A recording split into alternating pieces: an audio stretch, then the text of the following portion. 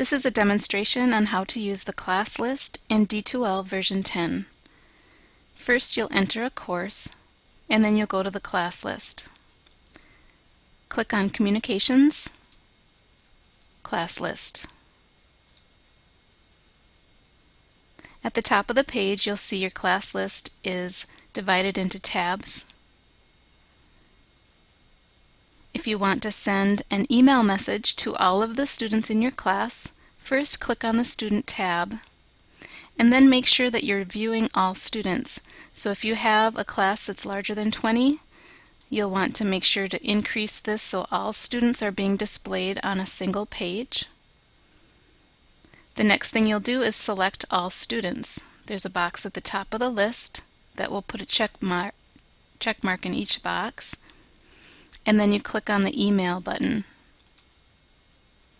This is a training site, so it's going to give me a warning that some of the addresses are not there, but for you it will put all of your student addresses in the BCC line.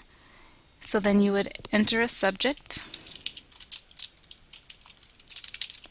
and enter your message.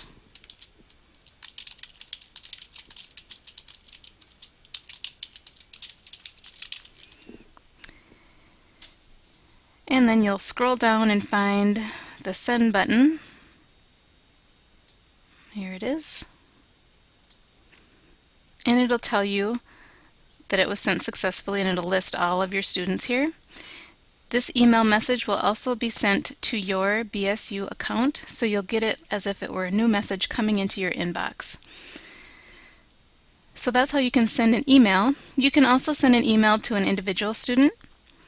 Make sure you note that once you send an email, even though it's already been sent, all these student names are still checked, so you need to uncheck them.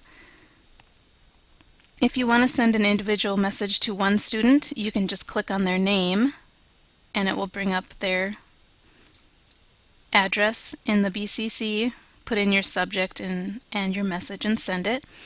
You can also send to multiple students, so maybe you've got an assignment that a couple of students or 3 or 4 have not completed and you want to send the same message to each of them.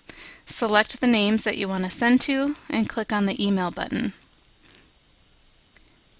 The names will show up in the BCC field, which is nice because then each student only sees their name in the address. They won't see that you also sent it to X, Y, and Z other students. They'll only see their own name, and that protects the student privacy. So then you would just put in the subject and your message and click send.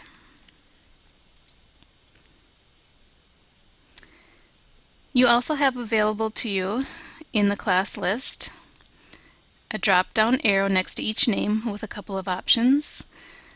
The View Progress tool, if you click on that, allows you to see the activity that this student has done in the class based on tool. So right now the tool that is selected is content. So for this student, I can see statistical information on how many times they've visited content, how many topics they've seen, and then specifically as you get down here where all the content topics are listed, it will show you if this student has viewed a particular topic, how many times they viewed it, when they last accessed it. Time spent is somewhat irrelevant because a student could open a page and walk away for 10 minutes and come back, but that information is there.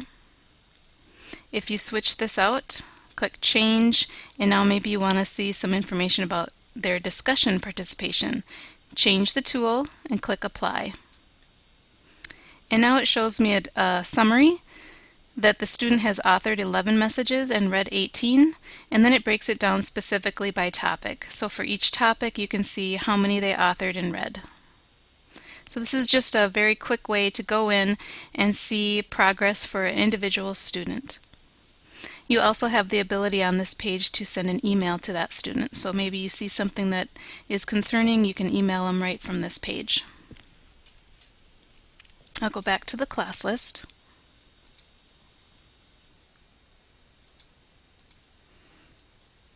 From the class list, you can also see the last time that a student accessed your course, and you can see enrollment statistics.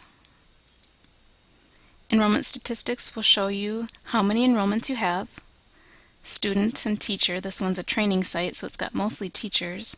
It will also show you anybody who has withdrawn from the course.